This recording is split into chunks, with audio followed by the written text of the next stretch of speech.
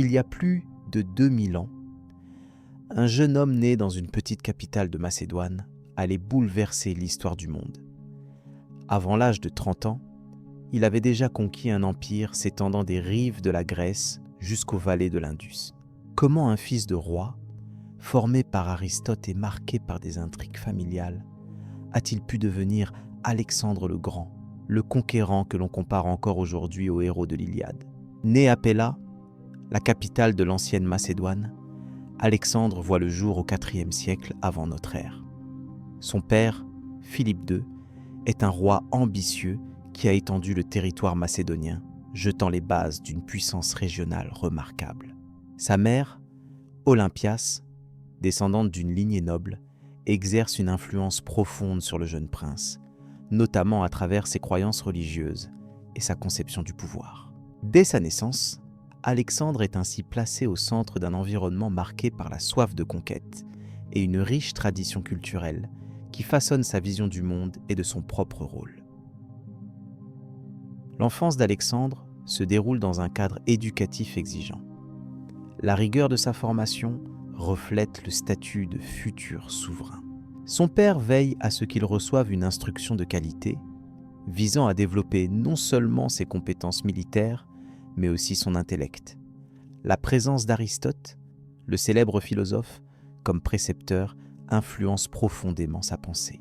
Aristote, par ses enseignements, introduit Alexandre à la philosophie grecque, à la science, à la politique et à la littérature, élargissant ainsi ses horizons au-delà du simple domaine militaire. Dans cette période, l'apprentissage passe aussi par une initiation aux traditions grecques, où le respect des dieux, l'étude des épopées homériques ainsi que la connaissance des relations entre cités jouent un rôle central. Alexandre, tout jeune, se familiarise avec les récits d'Homère, en particulier l'Iliade, qui nourrit son imaginaire héroïque et éveille en lui des aspirations à la grandeur. Ces histoires contribuent à forger un modèle de courage et de leadership qu'il prendra plus tard pour guide dans ses décisions et ses conquêtes. Toutefois, la réalité politique de la Macédoine ne se limite pas à la culture grecque. La région constitue un carrefour entre plusieurs peuples et traditions, ce qui instille en Alexandre une compréhension des diversités à la fois ethniques et stratégiques. Le royaume est en effet entouré de territoires variés, où les alliances et rivalités façonnent une diplomatie complexe. Cette dynamique pousse le jeune prince à développer un sens aigu des enjeux politiques et militaires, compétence essentielle pour un futur conquérant. La jeunesse d'Alexandre est également marquée par des événements familiaux qui façonnent sa personnalité. Les relations parfois tendues avec son père, les intrigues de cour et les luttes de pouvoir entre membres de la famille créent un contexte où il apprend à naviguer avec prudence et détermination. Ces expériences l'aident à forger un caractère résolu et une volonté de dépasser les conflits pour atteindre ses objectifs. Elle participe à la construction d'un leader capable de gérer aussi bien les batailles que les subtilités du pouvoir. L'environnement intellectuel dans lequel grandit Alexandre lui permet aussi d'acquérir une connaissance approfondie des sciences naturelles et de la géographie. Aristote l'initie aux observations du monde physique, à la classification des animaux et aux phénomènes naturels, ce qui développera plus tard son intérêt pour l'exploration et la conquête de territoires inconnus. Cette approche scientifique de la connaissance distingue son éducation de celle des autres chefs militaires, enrichissant sa conception stratégique par une dimension plus large. À travers cette formation multidimensionnelle, Alexandre se construit une image du monde qui combine héritage grec, pratiques militaires macédoniennes et connaissances empiriques. Cette synthèse prépare ses futures campagnes, tant sur le plan intellectuel que pratique. Elle forge un homme capable de comprendre non seulement l'art de la guerre, mais aussi les implications politiques, culturelles et économiques de ses actions. Cette capacité d'adaptation et de pensée globale sera un élément clé de son succès. En parallèle de son éducation intellectuelle, la formation physique d'Alexandre est rigoureuse. Il s'exerce aux armes, à l'équitation et à la tactique militaire depuis son plus jeune âge. Ces entraînements sont essentiels dans un royaume où le roi doit être à la fois stratège et chef de guerre. Le jeune prince apprend à commander des soldats, à manœuvrer sur le terrain et à maîtriser différentes formes de combat. Cet entraînement pratique complète parfaitement l'érudition acquise, lui assurant une préparation complète pour la responsabilité qui l'attend. L'importance accordée à la formation militaire dans son enfance est aussi liée à l'héritage de son père Philippe, réputé pour ses réformes de l'armée macédonienne. Ce dernier modernise les techniques de combat et restructure les forces armées, créant une armée disciplinée et efficace. Alexandre grandit en étant témoin de ces changements, ce qui lui donne une compréhension approfondie des forces et faiblesses de son armée. Cette connaissance directe sera un atout majeur lors des campagnes qui redéfiniront les frontières du monde connu. Le cadre familial joue également un rôle fondamental dans le développement d'Alexandre. Sa mère, Olympias, prône des convictions religieuses fortes et un lien étroit avec les rites sacrés. Elle nourrit en lui une certaine idée de sa destinée, parfois teintée de mythologie et de croyances traditionnelles, comme sa prétendue ascendance divine. Ces éléments symboliques contribuent à forger une image idéale de lui-même, servant de moteur psychologique dans sa quête de pouvoir. Cette dimension mystique ou symbolique ne sera jamais totalement absente de son parcours. Outre ces aspects, il convient de souligner l'importance des voyages et rencontres dans la jeunesse d'Alexandre. Il accompagne son père lors de campagnes en Thrace ou en Illyrie, observant le déroulement des opérations et interagissant avec diverses populations. Ces expériences lui apportent une connaissance directe du terrain et des cultures variées, renforçant son habileté à gérer des situations complexes et à s'adapter à des environnements changeants. Elle pose les fondations d'un empire qui dépassera largement les frontières traditionnelles de la Macédoine. Durant cette période formatrice, Alexandre développe aussi une certaine autonomie intellectuelle. Bien que guidé par Aristote et ses parents, il commence à poser ses propres questions sur la nature du pouvoir, le rôle du roi et les valeurs qui doivent gouverner la société.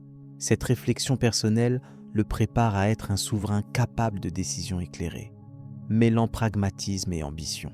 Sa capacité à intégrer différentes influences tout en affirmant ses choix propres est une caractéristique première de son leadership. Enfin, il est essentiel de comprendre qu'Alexandre grandit dans une période où le monde grec est en pleine transformation. Les cités-États comme Athènes ou Sparte, les empires perses et égyptiens, ainsi que les populations barbares au nord, coexistent dans un équilibre fragile. Cette configuration géopolitique pousse le jeune prince à envisager une stratégie étendue, au-delà des conflits locaux, pour unir ou soumettre ces diverses entités. La lecture des alliances, des rivalités et des aspirations de chacun s'impose alors comme une compétence indispensable à son avenir. Cette vision d'ensemble, forgée dès sa jeunesse, ne cesse de s'enrichir au fil des années. Elle l'accompagne lorsqu'il succède à son père Philippe, dans un contexte politique complexe qui réclame à la fois vigueur et diplomatie. La connaissance approfondie de ses racines, de sa formation et des influences qui l'ont traversé permet de mieux comprendre les motivations et les stratégies qui guideront ses futures entreprises. Son parcours débute ainsi sur un terrain intellectuel, culturel et militaire solidement préparé. À mesure qu'Alexandre s'affirme, il devient clair que ses talents ne résident pas uniquement dans la force physique ou la bravoure au combat. Sa capacité à analyser les situations, à comprendre les enjeux culturels et à anticiper les réactions adverses constitue une part essentielle de son génie. Son éducation, rigoureuse et variée, est la source de cette polyvalence rare. Ce fondement lui permet de concevoir ses campagnes non pas comme de simples conquêtes territoriales, mais comme la construction d'un ensemble politique et culturel. Ainsi s'achève ce panorama sur les origines et la jeunesse d'Alexandre. Cette période initiale, bien qu'empreinte de circonstances ordinaires pour une famille royale antique, se révèle déterminante pour former le futur conquérant. La convergence d'une éducation complète, d'une expérience précoce du pouvoir et d'une curiosité intellectuelle installe les conditions d'un destin exceptionnel. Cette base solide raconte l'histoire d'un homme qui entreprendra l'une des plus vastes entreprises de conquête de l'histoire ancienne, redessinant la carte du monde connu. Son parcours, riche d'enseignements, ouvre la voie à l'examen de ses campagnes militaires et de leur impact sur la civilisation mondiale. La succession au trône de Macédoine. Je commence par rappeler le contexte historique qui précède l'accession d'Alexandre au trône de Macédoine. Son père, Philippe II, est un roi ambitieux, doublé d'un stratège militaire dont les conquêtes ont profondément transformé la région. Philippe a unifié les cités grecques sous une domination macédonienne, établissant un réseau politique complexe allié à une armée régulièrement entraînée, redoutée dans tout le bassin égéen. Son assassinat brutal provoque un vide de pouvoir important, mettant la stabilité du royaume en péril. Alexandre, alors âgé de 20 ans, hérite d'une Macédoine instable au moment où son père s'éteint. Son ascension ne se fait pas sans obstacle, car de nombreux rivaux, qu'ils soient nobles macédoniens ou alliés grecs, considèrent ce jeune héritier comme inexpérimenté. Néanmoins, il montre rapidement une capacité exceptionnelle à consolider son autorité. Il reprend immédiatement le contrôle de la garde royale, élément clé pour maintenir un certain ordre dans la capitale et prévenir d'éventuelles conspirations. Son charisme allié à une éducation rigoureuse lui assure une crédibilité, même si certains le jugent encore trop jeune pour régner. L'un des premiers défis d'Alexandre est de calmer les tensions internes. Il doit faire face à des soulèvements de cités grecques qui refusent la domination macédonienne, tout en neutralisant des factions rivales au sein même de sa cour. Sa réponse combine finesse politique et démonstration de force militaire. Il organise rapidement des campagnes contre ceux qui remettent en cause son pouvoir. Son armée, héritée et renforcée par les réformes de Philippe, est soudée et disciplinée, prête à suivre un jeune roi ambitieux dans des batailles auxquelles il participe lui-même, gagnant ainsi le respect de ses soldats. La diplomatie joue également un rôle capital dans son accession au trône. Alexandre doit négocier avec des alliés traditionnels et des ennemis potentiels pour sécuriser les frontières de son royaume. Il conclut des accords qui renforcent sa position tout en étendant l'influence macédonienne au-delà des limites atteintes sous Philippe. Cette étape est cruciale, car elle permet d'assurer la stabilité politique nécessaire avant d'envisager des projets plus vastes. Par ailleurs, grâce à une série de mariages stratégiques au sein de son entourage, il tisse un réseau d'alliances indispensable à la consolidation de son pouvoir. Par ailleurs, il ne faut pas négliger l'importance de la formation intellectuelle et philosophique d'Alexandre, qui joue un rôle dans sa manière d'appréhender le monde et la politique. Sa relation avec Aristote, son précepteur, lui fournit une base solide en histoire, éthique et sciences naturelles, offrant au jeune roi une vision plus large et nuancée des civilisations qu'il ambitionne de conquérir. Ce bagage intellectuel l'influence dans ses décisions, allant au-delà de la simple stratégie militaire vers une tentative de gouverner en s'appuyant sur la connaissance et la raison. En conclusion, l'accession d'Alexandre au trône est un processus complexe marqué par une succession de défis militaires, politiques et diplomatiques. Le jeune roi parvient à s'imposer grâce à un mélange de maîtrise stratégique, de charisme personnel et de savoir-faire diplomatique. Il jette ainsi les fondations d'un pouvoir stable, préparant le terrain à ses futures conquêtes qui transformeront profondément la carte du monde antique. Cette période initiale, loin d'être une simple transition, constitue un moment déterminant dans l'histoire macédonienne et mondiale, annonçant l'émergence d'un empire sans précédent. Ces événements ouvrent maintenant la voie au récit des campagnes victorieuses qui suivront. La consolidation du royaume et les premières campagnes militaires. Au décès de Philippe II, son fils Alexandre hérite d'un royaume instable, mais empreint d'une puissance potentielle. Sa première préoccupation consiste à asseoir fermement son autorité sur la Macédoine et sur les cités grecques soumises. La tâche n'est pas aisée, car plusieurs factions et cités contestent encore la légitimité de son règne, tandis que la menace d'opposition interne menace l'équilibre fragile établi précédemment. Il s'emploie alors à renforcer les institutions macédoniennes et à unifier les élites politiques par une politique habile mêlant fermeté et concessions mesurées. Dans cette optique, Alexandre entreprend une réforme militaire rigoureuse. Conscient que la victoire repose avant tout sur l'efficacité de ses troupes, il structure une armée disciplinée et bien entraînée. La phalange macédonienne, arme d'élite héritée de son père, est perfectionnée dans sa formation tactique et son maniement des sarisses. Parallèlement, une cavalerie lourde redoutable est constituée. Ces forces combinées fournissent à Alexandre un outil puissant qui lui permettra d'imposer sa volonté sur les champs de bataille à venir. L'unification politique passe aussi par la neutralisation des oppositions.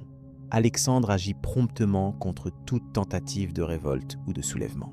Il rétablit ainsi l'ordre dans les cités contestataires en imposant trépas et sanctions sévères aux insurgés, tout en veillant à maintenir un équilibre qui évite les dissensions majeures. Ce jeu délicat entre fermeté et habileté diplomatique lui confère la réputation d'un souverain juste et résolu, qui entend préserver la paix intérieure avant d'engager des entreprises extérieures d'envergure. Les premières campagnes militaires d'Alexandre témoignent de cette stratégie prudente mais ambitieuse. Il commence par réprimer une menace venant des tribus thraces situées aux frontières nord. Ces affrontements sont des épreuves déterminantes qui permettent à ses troupes d'acquérir cohésion et expérience.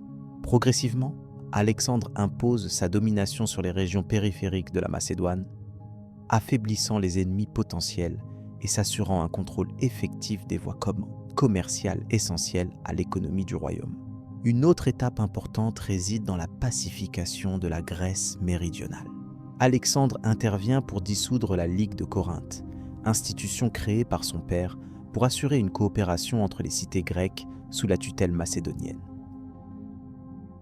Cette dissolution est mise en œuvre avec une certaine souplesse, ménageant les traditions locales tout en veillant à ce que la tutelle macédonienne reste indiscutable. Cette politique rassure les alliés tout en décourageant les éventuels rebelles de s'engager dans des soulèvements désorganisés. Le rôle de l'armée est central dans cette période. L'organisation d'exercices réguliers, la discipline stricte imposée aux soldats et la sélection rigoureuse des officiers participent à forger une force prête à répondre à tous les défis. On assiste également à l'intégration progressive d'éléments mercenaires et d'auxiliaires venus des territoires conquis ou alliés, apportant une diversité tactique appréciable. Cette ouverture permet de préparer l'expansion future dans des contrées encore inconnues où la variété des forces constitue un avantage appréciable. Sous Alexandre, la structure administrative du royaume est repensée pour accompagner ces évolutions militaires. Il s'efforce de rationaliser la gestion des ressources, qu'il s'agisse de l'approvisionnement des troupes ou du financement des campagnes. La mise en place d'un système de communication efficace et de relais rapides favorise la coordination sur les différents fronts. Ces mesures, bien que discrètes, participent grandement à la solidité de l'édifice macédonien dans un contexte où chaque instant peut être déterminant.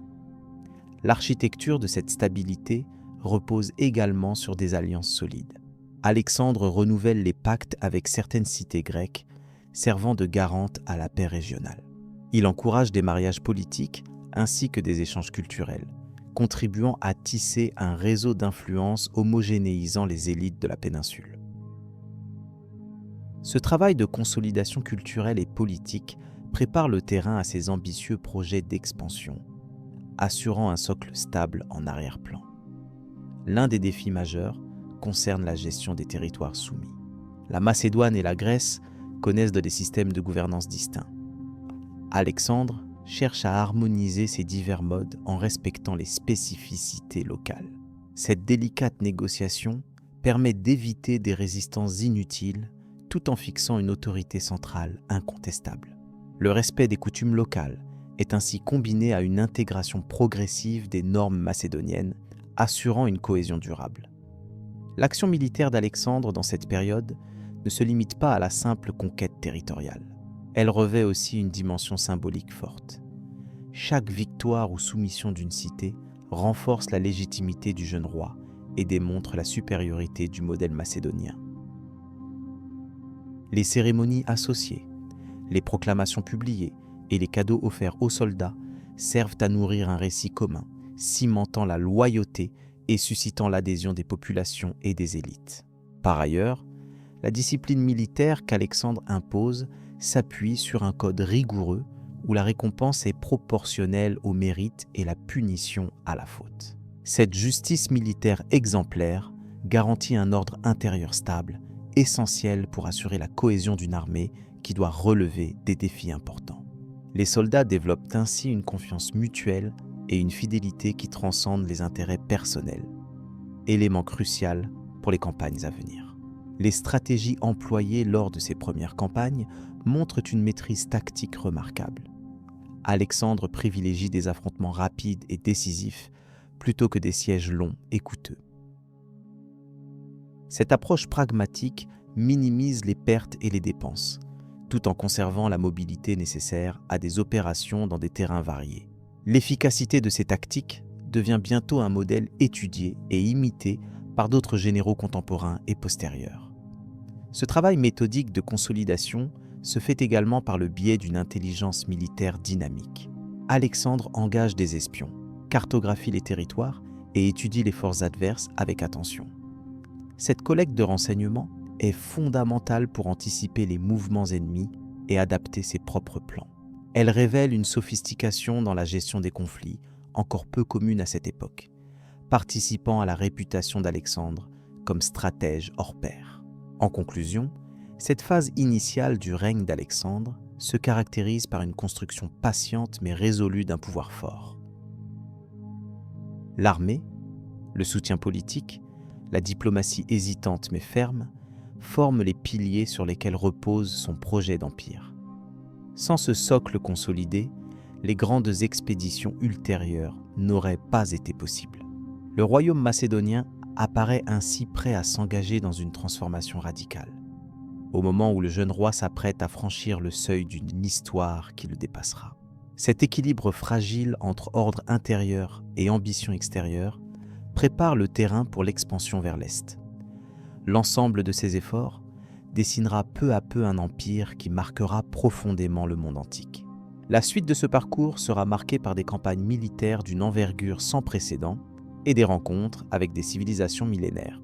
C'est dans ce contexte que s'ouvre une nouvelle étape, celle de la conquête de l'Asie et des terres lointaines, dont les récits perpétueront la légende d'Alexandre.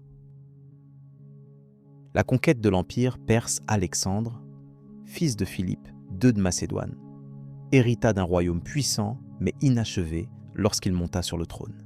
Dès le début de son règne, il fit preuve d'une ambition remarquable, cherchant à poursuivre et à dépasser les conquêtes entreprises par son père. Son objectif principal se dessina clairement: vaincre l'empire perse, ce vaste et riche domaine qui s'étendait de l'Asie mineure jusqu'aux rives de l'Indus. Ce projet grandiose mobilisa non seulement les forces macédoniennes, mais aussi les ressources des cités grecques alliées, dont la loyauté fut souvent incertaine. La préparation de l'expédition fut minutieuse. Alexandre rassembla une armée disciplinée et entraînée, comprenant des phalangistes, des cavaliers et des archers adaptés aux différents terrains qu'ils allèrent traverser. La logistique fut aussi pensée avec soin, permettant à cette troupe d'aborder l'Asie avec une capacité de résistance et de mobilité rarement égalée. Dès le franchissement de l'Helpont, marque symbolique de la rupture entre l'Orient et l'Occident, le jeune roi engagea sa destinée dans une aventure dont les conséquences allaient bouleverser la géopolitique ancienne. La bataille de Granique ouvrit la campagne asiatique. Face à une coalition perse déterminée, Alexandre déploya une tactique innovante. Sa rapidité d'exécution et l'effroi suscité par la charge macédonienne permirent une victoire décisive. Cette première victoire majeure confirma la supériorité organisationnelle et morale de ses troupes. Elle eut également un effet psychologique puissant, affaiblissant l'autorité perse et renforçant la détermination des alliés d'Alexandre. La prise des cités côtières emprisonna l'Empire dans un étau stratégique, limitant ses possibilités d'approvisionnement. Ensuite vint la confrontation avec Darius le IIIe à Issos, un moment crucial. L'affrontement se déroula dans un espace étroit, ce qui limita le nombre d'adversaires en jeu simultanément. Alexandre, exploitant pleinement cette configuration, concentra ses forces sur un point vulnérable de l'armée perse. La charge de sa cavalerie légère déstabilisa l'ennemi, provoquant la fuite du roi perse. Cette bataille scella non seulement la défaite perse, mais aussi la désintégration progressive de leur pouvoir central. Elle démontra l'habileté stratégique d'Alexandre ainsi que la cohésion remarquable de ses soldats. Après Issos, la campagne se complexifia, mais le flot des victoires se poursuivit. Alexandre obtint la soumission de nombreuses cités phéniciennes et syriennes, consolidant ainsi un avant-poste idéal pour poursuivre vers l'intérieur des terres. La prise de Tyr fut un exploit logistique et militaire. Cette forteresse insulaire, réputée imprenable, fut assiégée pendant plusieurs mois. Alexandre fit preuve de patience et d'ingéniosité, utilisant notamment la construction d'une digue pour relier l'île au continent, ce qui permit finalement la conquête. Cette victoire servit d'exemple de la capacité d'adaptation et de persévérance qui caractérisèrent toute la campagne. L'accès à l'Égypte, pacifié sans combat, élargit l'influence d'Alexandre vers les marges sud de l'Empire perse. Ici, il fut accueilli comme un libérateur, ce qui lui permit d'établir Alexandrie, future métropole culturelle et commerciale. Cette étape révéla non seulement la politique habile d'intégration d'Alexandre, mais aussi son intérêt pour les cultures locales. Le syncrétisme entre traditions grecques et égyptiennes marqua durablement cette région. Ce fut aussi un moment de répit dans la campagne, permettant à l'armée de se reposer avant de continuer vers l'Orient. La poursuite vers l'Asie centrale et la Perse proprement dite amena Alexandre à affronter des défis militaires et géographiques de plus en plus complexes. La bataille de Gaugamel fut décisive pour la conquête perse. Conscient de la supériorité numérique de ses adversaires, Alexandre mit en œuvre une stratégie combinant rapidité, surprise et concentration des forces. La défaite de Darius, à cette occasion, entraîna la désagrégation complète de l'administration perse et ouvrit la voie vers Babylone, Suse et Persépolis. Ces villes, symboles du pouvoir perse, tombèrent successivement, certaines sans lutte, d'autres après un combat acharné. Cependant, la campagne ne se limita pas à des succès militaires. Alexandre s'efforça de maintenir un équilibre entre conquête et administration. Il chercha à intégrer les élites locales dans son système de pouvoir, adoptant des coutumes et mariant des membres de son entourage à des familles perses. Ce choix pragmatique visait à stabiliser son empire naissant et à prévenir les révoltes. Il permit aussi une diffusion plus large des idées grecques, participant à une fusion culturelle inédite à ce moment de l'histoire. À mesure qu'il progressait vers l'Inde, Alexandre rencontra de nouveaux ennemis et découvrit des terres et des peuples inconnus. Les batailles contre les tribus du nord-ouest de l'Inde posèrent des difficultés tactiques nouvelles, notamment face à des tactiques de guerre utilisant des éléphants. Malgré ces obstacles, l'armée macédonienne montra une endurance remarquable. Ces affrontements marquèrent une étape supplémentaire dans la création d'un empire véritablement mondial, aux frontières jamais atteintes par un seul homme auparavant. Le voyage d'Alexandre à travers ces territoires transforma non seulement les cartes politiques, mais également les échanges culturels et économiques. Le contact entre Orient et Occident s'intensifia, ouvrant la voie à des échanges commerciaux et intellectuels qui perdurèrent longtemps après sa disparition. Cette période fut aussi celle du mélange des peuples et des idées, préparant les bases des grandes civilisations hellénistiques. La vision d'un empire unifié, même si éphémère, influença profondément l'histoire future. Ainsi, la campagne d'Alexandre contre l'Empire perse constitue un moment clé de l'Antiquité.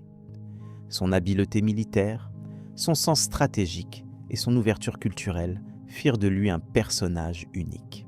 Le récit de ses conquêtes met en lumière les enjeux complexes d'une époque où le monde connaissait encore les limites de ses frontières et ses possibilités d'expansion. La formation de cet empire permit des transformations majeures qui continuèrent à modeler les sociétés sur plusieurs siècles. La progression d'Alexandre vers l'Asie, marquée par une série de batailles décisives et d'actions diplomatiques, est bien plus qu'une simple succession d'événements militaires. Elle reflète une vision ambitieuse de la domination et de l'unification politique qui, en dépit de ses concessions, chercha à créer un ordre durable.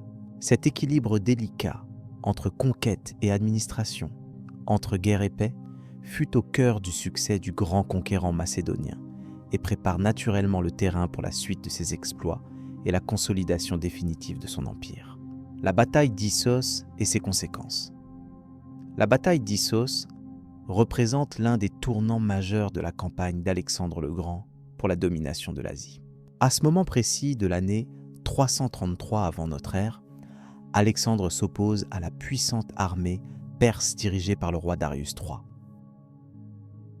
Cette confrontation a lieu dans une région montagneuse au nord de la Syrie actuelle, un lieu stratégique qui influence le déroulement même de la bataille. La configuration du terrain interdit le déploiement en vaste ordre de bataille que les Perses auraient préféré, favorisant plutôt une lutte intense et concentrée.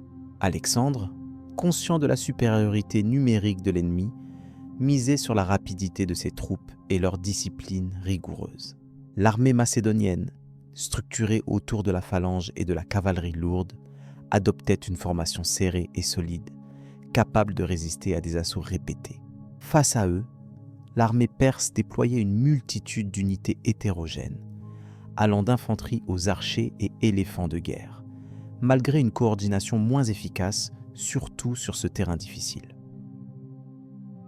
L'ouverture de la bataille voit Alexandre charger personnellement en tête de la cavalerie, démontrant ainsi non seulement son courage, mais aussi sa volonté de briser moralement l'opposition. Cette avancée fulgurante surprend Darius, qui doit rapidement réorganiser ses lignes. Le sol instable et étroit réduit l'espace pour manœuvrer, ce qui gêne les troupes perses plus nombreuses et moins mobiles. Progressivement, la phalange macédonienne exerce une pression intense sur le centre adverse, tandis que la cavalerie contournant la droite perse provoque la désorganisation progressive des forces ennemies. Au moment critique, Darius choisit de fuir le champ de bataille, laissant nombre de ses soldats découragés et exposés. Cette défaite marque une première baisse significative de l'autorité perse sur les territoires à l'ouest de l'Empire. La victoire d'Alexandre permet non seulement d'affirmer sa supériorité militaire, mais aussi de consolider sa position politique auprès des cités grecques et satrapes locaux. La prise du camp perse avec ses richesses fournit des ressources importantes pour soutenir la poursuite de la conquête. Sur le long terme, la bataille d'Issos démontre l'efficacité de la stratégie macédonienne fondée sur la mobilité et l'agressivité contrôlée. Elle marque aussi la première véritable incursion vers l'intérieur des territoires asiatiques plus lointains, traduisant une ambition expansive sans précédent. Les conséquences immédiates se traduisent par la prise d'Antioche, puis la progression vers la Phénicie et la Mésopotamie. Ces victoires successives permettent d'ébranler les fondements de l'Empire perse et d'imposer une nouvelle carte politique. L'impact psychologique de la victoire est tout aussi notable. Les populations locales, auparavant soumises mais peu fidèles, commencent à envisager la possibilité d'un changement de pouvoir durable.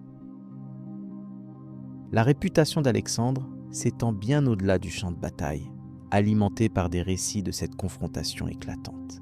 Parallèlement, les élites perses se trouvent dans une position de repli stratégique, remettant en question la capacité de leur roi à protéger l'intégrité du territoire. En analysant les forces en présence, il apparaît que l'armée macédonienne bénéficiait d'un entraînement intensif et d'une cohésion que l'on ne retrouve pas chez les Perses. Cette différence de qualité compense largement l'infériorité numérique. En outre, la capacité d'Alexandre à inspirer ses hommes et à adapter ses tactiques au terrain est un facteur décisif.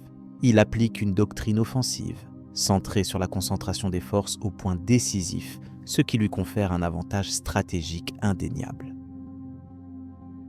Il est également essentiel de noter que cette bataille, bien que victorieuse, ne met pas un terme immédiat au conflit. Elle ouvre une série d'opérations qui vont progressivement dissoudre la puissance perse. Alexandre doit maintenir la pression militaire tout en gérant les complexités politiques des territoires conquis. Le contrôle des villes clés devient alors un enjeu primordial pour asseoir un pouvoir durable et préparer la suite de la campagne. La logistique joue un rôle crucial dans cette phase de la guerre. La gestion de l'approvisionnement en vivres et équipements pour une armée en déplacement sur des territoires hostiles requiert une organisation rigoureuse. L'accès aux ressources locales, parfois obtenues par la négociation, parfois par la force, conditionne la capacité à poursuivre les opérations.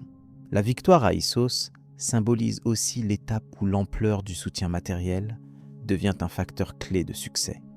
Par ailleurs, les liens culturels établis à travers les conquêtes commencent à influencer la stratégie d'Alexandre. Connaissant l'importance des alliances, il favorise des mariages politiques et des intégrations d'élites locales dans son administration. Cette attitude pragmatique contribue à stabiliser l'ordre nouvellement imposé malgré la diversité des peuples concernés. La bataille d'Issos est ainsi le début d'une phase où la conquête militaire s'accompagne d'une gestion politique savante. Enfin, cette victoire a une résonance symbolique intense dans l'histoire antique. Elle incarne la capacité d'un jeune roi à défier un empire millénaire et à transformer en quelques années le paysage géopolitique. Le chemin d'Alexandre vers la création d'un empire mondial apparaît alors comme le résultat d'une combinaison de facteurs militaires, politiques et humains. La bataille d'Issos reste un exemple emblématique de la manière dont la stratégie et le leadership peuvent changer le cours de l'histoire. Poursuivant cette réflexion, il est nécessaire d'observer la manière dont les événements qui suivent cette bataille préfigurent les défis plus importants à venir dans la consolidation de l'Empire et la gestion des territoires conquis. Cette étape est primordiale pour comprendre la dynamique complexe du pouvoir chez Alexandre et la projection de son influence bien au-delà de la Méditerranée. La prise de Tyr et la maîtrise de la Méditerranée orientale. Le siège de Tyr débuta au début de l'été, lorsque l'armée d'Alexandre arriva face à la ville. Les défenses de Tyr s'appuyaient sur une double muraille longeant la côte et une flotte capable de harceler les assiégeants depuis la mer. Ce rapport de force imposait une approche combinée, terrestre et maritime. Alexandre ordonna la construction d'un pont de siège reliant le continent à l'île. Un ouvrage d'une longueur considérable, faisant appel à toute l'ingéniosité militaire et logistique de son armée. Cette barrière artificielle devait permettre à ses troupes d'assaillir directement les murailles et de réduire peu à peu la résistance tyrienne. Pendant près de 7 mois, le siège s'éternisa, marquant une période d'efforts acharnés, de combats constants et de défis imposés par la nature même de l'ennemi et du terrain. Les habitants de Tyr, habitués aux conflits et aidés par leur maîtrise maritime, lancèrent des attaques nocturnes et résistèrent avec acharnement à chaque tentative de pénétration. L'armée macédonienne dut affronter des tempêtes, des pénuries de ressources et des tentatives de ravitaillement de la ville par la mer. Néanmoins, la discipline et la persévérance d'Alexandre triomphèrent. La réussite du pont de siège permit à ses soldats de s'approcher suffisamment des murs pour utiliser des béliers et des engins de siège. Cette victoire ne fut pas seulement une démonstration de force, elle transforma profondément les équilibres géopolitiques de la Méditerranée orientale. En contrôlant Tyr, Alexandre s'ouvrait les voies maritimes vers l'Égypte, garantissant des lignes de communication et d'approvisionnement essentielles pour ses campagnes futures. De plus, l'intégration de la flotte tyrienne dans sa propre marine renforça la puissance navale macédonienne, jusqu'alors limitée. Ce gain maritime permit non seulement de sécuriser la côte, mais aussi d'effectuer des opérations amphibies, facilitant ainsi les conquêtes successives. Par ailleurs, la chute de Tyr eut des répercussions sur les cités côtières environnantes. Certaines, impressionnées par la démonstration de force d'Alexandre, choisirent de se soumettre pacifiquement, évitant ainsi la destruction. D'autres, plus intégrées politiquement ou militairement à Tyr, subirent le même sort que la ville conquise. Cette consolidation des territoires phéniciens favorisait une stabilité régionale sous l'autorité d'Alexandre, préparant le terrain à ses avancées en Égypte et plus tard en Mésopotamie. La prise de Tyr marqua également un tournant dans la philosophie de commandement d'Alexandre. La patience nécessaire pour mener un siège aussi long, conjuguée à l'adaptation tactique devant un adversaire redoutable, démontra sa capacité à allier audace et pragmatisme. Contrairement à un assaut décisif mais risqué, cette opération illustrait son approche calculée visant à minimiser les pertes tout en garantissant une victoire définitive. Ce style novateur allait se refléter dans ses campagnes ultérieures, où il sut combiner rapidité et préparation minutieuse. L'importance stratégique de la Méditerranée orientale à cette époque ne saurait être sous-estimée. Les routes commerciales maritimes reliaient les grandes civilisations et assuraient un flux constant de biens, d'informations et d'hommes. En sécurisant cette zone, Alexandre assurait non seulement des ressources matérielles, mais aussi un prestige politique et militaire. Ce contrôle naval lui permit de projeter sa puissance au-delà des frontières immédiates de la Macédoine et créa les conditions favorables à l'expansion vers le sud, notamment vers l'Égypte, où il allait bientôt être accueilli en libérateur. Le siège de Tyr s'inscrit ainsi dans une logique plus large de conquête et d'intégration. Chaque ville prise, chaque mur franchi, ne constituait pas un simple gain territorial, mais une étape vers la création d'un ordre unifié. Alexandre percevait ces territoires comme des maillons d'une chaîne destinée à relier des cultures, des peuples et des économies. La prise de Tyr fut un jalon indispensable à cet édifice, permettant d'étendre la sphère d'influence macédonienne jusqu'au cœur de la Méditerranée, là où les échanges étaient les plus denses et où les enjeux politiques les plus élevés. En reconsidérant cette opération avec le recul, il est possible de mesurer l'impact durable de cette campagne. Non seulement elle bouleversa la carte politique de la région, mais elle inspira également les générations ultérieures en matière de stratégie militaire et de gouvernance. La méthode appliquée par Alexandre dans ce siège illustre parfaitement le mélange de ténacité, d'innovation et de vision nécessaire pour transformer une ambition personnelle en une réalisation historique. Son exemple demeure un sujet d'étude pertinent pour ceux qui s'intéressent à l'art de la guerre et à la gestion des conflits. Enfin, la maîtrise de la Méditerranée orientale consolida le projet impérial d'Alexandre en offrant une base stable pour ses futures expéditions vers l'Orient. La logistique, souvent négligée, trouva ici une solution durable grâce à ce contrôle naval.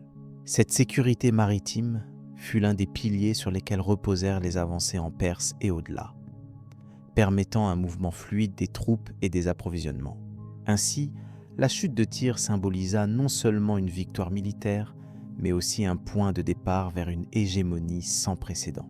Ce passage de l'histoire d'Alexandre s'achève sur cet accomplissement majeur, illustrant comment un siège long et difficile peut devenir la clé d'une domination étendue.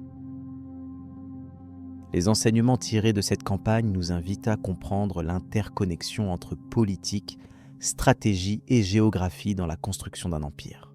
La suite du parcours d'Alexandre dévoilera de nouvelles étapes tout aussi déterminantes dans son extraordinaire ascension, soulignant la complexité et la richesse de son aventure. La conquête de l'Égypte et la fondation d'Alexandrie. La campagne d'Alexandre en Égypte s'inscrit dans la série de conquêtes qui ont radicalement transformé la configuration du monde antique.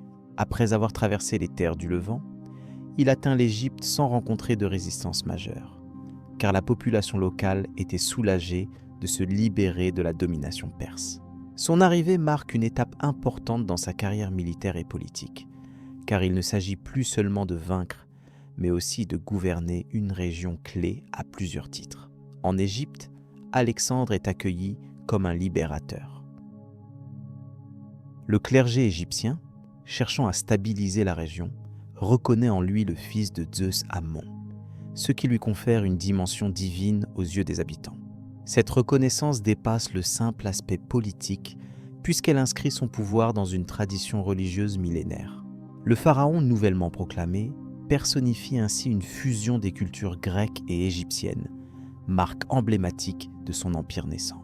Parmi les accomplissements majeurs de son séjour en Égypte figure la fondation d'une ville appelée Alexandrie, destinée à devenir le centre administratif, culturel et économique. Située sur la côte méditerranéenne, cette cité combine les influences hellénistiques avec les savoirs locaux. Sa position stratégique devait assurer le contrôle des échanges maritimes et la diffusion des idées. Alexandrie deviendra bientôt un phare intellectuel, accueillant des chercheurs, des poètes et des commerçants venus du monde entier. La conception d'Alexandrie témoigne de la vision d'Alexandre, qui, tout en poursuivant ses conquêtes, envisageait la coexistence et la coopération des peuples. Cette ville symbolise la volonté d'intégrer les différents éléments du vaste empire, en créant un espace où les traditions orientales et occidentales cohabitent harmonieusement. L'urbanisme, le tracé des rues et l'organisation des quartiers reflètent ce souci d'équilibre, offrant un modèle qui perdurera bien au-delà de son règne.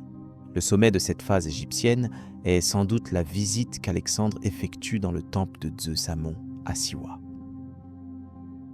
Cette démarche s'inscrit dans une stratégie politique profonde, visant à légitimer sa souveraineté auprès des Égyptiens et à renforcer son autorité en tant que dirigeant reconnu par les dieux. La reconnaissance divine est une clé fondamentale pour la consolidation de son pouvoir sur cette terre ancestrale. Les conséquences de cette campagne en Égypte sont nombreuses. Elle permet non seulement le contrôle d'un territoire essentiel sur le plan géopolitique, mais elle ouvre également la voie à la diffusion de la culture grecque à travers le bassin méditerranéen. La coexistence pacifique entre les populations grecques et égyptiennes présage l'émergence d'une civilisation nouvelle, marquée par la synergie des connaissances et des pratiques. La fondation d'Alexandrie ne s'arrête pas à une simple implantation urbaine. Elle est suivie par la construction d'infrastructures remarquables qui contribuent à faire de cette cité un centre majeur du monde antique. Le port, par exemple, devient rapidement un lieu d'échange fructueux, attirant navires et marchandises des quatre coins du bassin méditerranéen. Ces échanges stimulent la prospérité locale et renforcent la position stratégique de la ville. Par ailleurs, la ville héberge bientôt des institutions dédiées au savoir, comme la célèbre bibliothèque d'Alexandrie qui deviendra un centre intellectuel sans égal. L'ambition d'Alexandre était manifestement de bâtir non seulement un empire territorial, mais aussi un empire des idées. Alexandrie incarne cette double dimension, où la puissance militaire et le rayonnement culturel se conjuguent. La politique d'intégration poursuivie en Égypte illustre également la volonté d'Alexandre d'adopter certaines pratiques locales pour stabiliser son empire. En se faisant proclamer pharaon, il s'insère dans la tradition égyptienne et gagne le soutien des élites religieuses et politiques. Cette démarche marque un tournant dans la manière d'exercer le pouvoir, alliant pragmatisme et respect des coutumes. Le séjour en Égypte, bien qu'assez bref, laisse une empreinte durable. Alexandre y établit les bases d'une administration locale inspirée du modèle macédonien, mais adaptée aux particularités régionales. Cette hybridation permet d'assurer un contrôle efficace tout en conciliant les intérêts des différentes composantes de la société. La stabilité acquise facilite la poursuite des campagnes vers l'Est. Il est important de noter que cette période égyptienne contribue aussi à renforcer la légende d'Alexandre. La dimension presque mythologique de son personnage est amplifiée par cette reconnaissance divine, qui traverse les croyances et les traditions. L'image du conquérant pharaon s'impose alors comme une figure hors du commun, capable d'unifier des peuples autrement disparates. La fondation d'Alexandrie joue un rôle symbolique et concret dans la construction de l'empire. Elle est un point de convergence et un symbole d'espoir, d'innovation et de mixité culturelle. Cette ville sera, pendant des siècles, un carrefour des civilisations, un lieu où s'incarnent les valeurs d'ouverture et de dialogue, en dépit des nombreuses vicissitudes historiques. Enfin, cette étape marque aussi un moment clé dans la stratégie d'Alexandre, car après avoir sécurisé ses arrières en Égypte, il était prêt à engager ses forces dans les vastes territoires de l'Asie occidentale. La prise de contrôle de l'Égypte garantit une base solide, indispensable pour les campagnes futures et pour la gestion d'un empire à plusieurs facettes. Cette période de transition, entre la conquête militaire et la gestion politique, témoigne de la dimension multidimensionnelle du projet d'Alexandre. Plus qu'un simple conquérant, il s'affirme comme un acteur capable de transformer durablement les régions à sa suite. Alexandrie, en ce sens, est une incarnation de cette ambition, un exemple réussi de la fusion entre puissance, culture et administration. Ainsi, après avoir solidifié sa position en Égypte et posé les fondations d'une cité nouvelle, le regard d'Alexandre se tourne vers l'Orient. La marche vers les vastes territoires de la Perse et au-delà s'annonce riche en défis, mais l'expérience acquise en terre égyptienne fournira des enseignements précieux. La suite des conquêtes prendra en compte ces acquis, renforçant la complexité et la portée de son empire. L'étape égyptienne constitue donc une phase charnière dans le parcours d'Alexandre. Elle combine conquête, intégration culturelle et innovation politique. Par cette alliance entre tradition ancienne et vision nouvelle, l'empire macédonien trouve un souffle inédit. Cette dynamique se poursuivra encore longtemps, influençant profondément l'histoire des territoires concernés et le développement des civilisations ultérieures. Ce récit permet d'apprécier la dimension stratégique et culturelle de cette conquête. Il montre que la réussite d'Alexandre ne relève pas uniquement de la force militaire, mais aussi de sa capacité à adapter son approche en fonction du contexte spécifique. Cette flexibilité fut une des clés de la pérennité relative de son empire, malgré les défis considérables rencontrés. La compréhension de cette phase éclaire aussi la nature même du futur empire hellénistique, construit sur une coexistence entre différentes identités et traditions.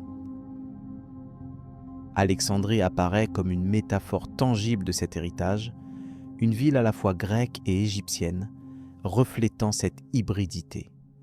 Sa création ouvre une nouvelle ère, symbolisant un monde à la fois fragmenté et unifié. Les récits transmis à travers les siècles sur la conquête de l'Égypte et la fondation d'Alexandrie soulignent l'importance de cette étape dans l'histoire ancienne. Ils témoignent d'un moment où des forces militaires, des croyances religieuses et des aspirations culturelles se sont combinées pour engendrer un changement durable.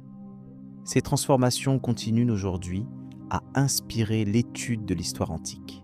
En conclusion, l'expédition égyptienne conduit Alexandre à revêtir une double fonction, militaire et sacrée. Cette dualité illustre la complexité du pouvoir dans les sociétés antiques et la manière dont les conquérants cherchent à s'insérer dans des cadres symboliques forts.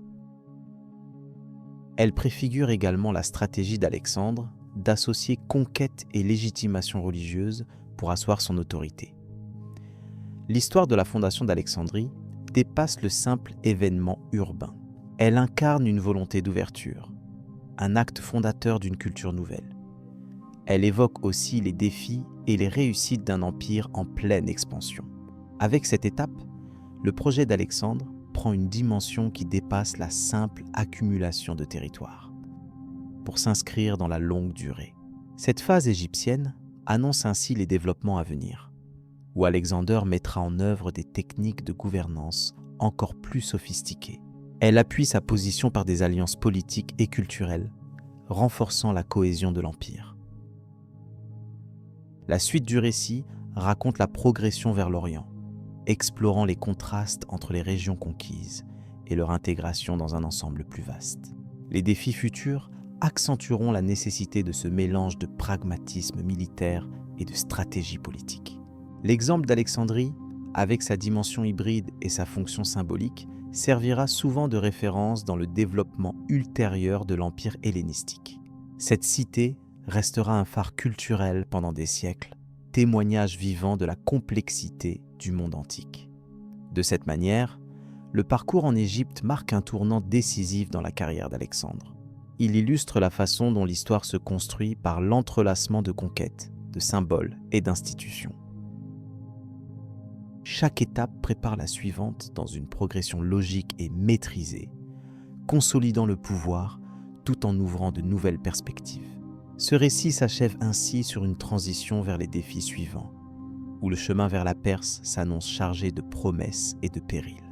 La progression vers l'Orient lointain, le franchissement des montagnes de l'Hindu-Kush, constitue une première épreuve redoutable. Cette chaîne, haute et escarpée, ralentit considérablement la progression des troupes. Alexandre doit compter sur ses compétences d'organisateur et de stratège pour maintenir la cohésion de ses hommes dans un environnement hostile. Les conditions climatiques rigoureuses, l'altitude et le relief accidenté ajoutent une difficulté supplémentaire qui teste la résistance physique et morale de l'armée macédonienne. Malgré tout, cet obstacle est surmonté, marquant une ouverture vers les plaines du Pendjab. Le système militaire d'Alexandre fait face ici à une nouvelle forme de combat. Les armées indiennes adoptent des tactiques différentes de celles des Perses ou des Grecs, utilisant notamment des éléphants de guerre, une arme impressionnante par sa taille et sa puissance. La bataille de l'Hydaspe, l'un des affrontements les plus célèbres de cette campagne, illustre cette confrontation. Si les éléphants bouleversent temporairement les formations grecques, la discipline et la manœuvrabilité des troupes d'Alexandre finissent par l'emporter. Cette victoire ouvre la route vers des régions encore plus éloignées, mais elle projette également une image nouvelle d'Alexandre, capable de s'adapter à des ennemis de nature radicalement différente. Le contact avec la civilisation indienne s'accompagne d'une découverte des croyances, pratiques et institutions locales. Alexandre s'intéresse aux structures politiques des cités conquises, mais également aux philosophies et arts indiens. Cette curiosité intellectuelle rejoint une politique d'intégration qui se manifeste par des mariages mixtes, dont le sien avec Roxane, fille d'un noble bactrien. Cette alliance illustre la volonté d'Alexandre d'unifier les peuples conquis et de créer un empire non seulement fondé sur la domination militaire, mais aussi sur le mélange culturel. Les difficultés logistiques restent un défi permanent durant cette progression vers l'Est. Les longues distances parcourues, la nécessité d'approvisionner en nourriture et en matériel des troupes fatiguées compliquent la campagne. La désertification locale, les rivières à franchir et l'absence de routes aménagées rendent chaque étape délicate. L'état d'esprit des soldats, longtemps rompus au combat, vacille parfois face à l'épuisement et aux incertitudes. La discipline d'Alexandre, son charisme et son autorité jouent un rôle crucial pour maintenir la cohésion et la motivation du corps expéditionnaire. Une fois la vallée de l'Indus atteinte, Alexandre fonde plusieurs villes, notamment Alexandrie du Caucase, dans des zones stratégiques. Elles servent de points de contrôle et de relais pour les forces militaires, mais aussi de centres de diffusion culturelle. Ces fondations témoignent d'une volonté d'installer durablement la présence hellénistique en Asie. Elles facilitent ainsi l'échange entre les mondes grec, perse et indien, tout en posant les bases d'une histoire commune qui aura des répercussions pendant plusieurs siècles. Par ailleurs, la mythologie tient une place non négligeable dans la manière dont ces conquêtes sont perçues. Alexandre est parfois assimilé à Héraclès ou à Dionysos dans les récits contemporains, ce qui renforce son image de héros exemplaire. Cette dimension symbolique participe à la construction de son prestige auprès des populations conquises. La légende nourrit le récit historique, mêlant réalité et interprétation, ce qui contribue à entretenir l'écho de ses exploits à travers les générations suivantes. La retraite entamée après la victoire sur l'Indus marque aussi le début des tensions internes au sein de l'armée. Le désir de retour vers la Macédoine s'intensifie après plusieurs années de lutte non-stop. Le refus des soldats d'aller plus loin souligne les limites du projet d'Alexandre, imposé parfois au prix de sacrifices humains lourds. Toutefois, ce mouvement de repli n'est pas synonyme d'abandon complet. Il fait place à une stratégie nouvelle, davantage centrée sur la consolidation des territoires conquis et la mise en place d'une administration stable. À mesure que la campagne progresse, les échanges entre les différentes cultures deviennent plus fréquents et plus profonds. On assiste à la circulation des idées, des techniques et des produits, créant un réseau d'échanges inédit pour l'époque. Cette dynamique favorisera le développement de la civilisation hellénistique, caractérisée par une hybridation des influences grecques et orientales. Alexandre, par ses conquêtes et son projet impérial, aura ainsi profondément modifié la carte politique, mais aussi culturelle du monde antique. Ce panorama des avancées vers l'Orient permet de mieux comprendre l'étendue des défis rencontrés et la complexité du projet impérial.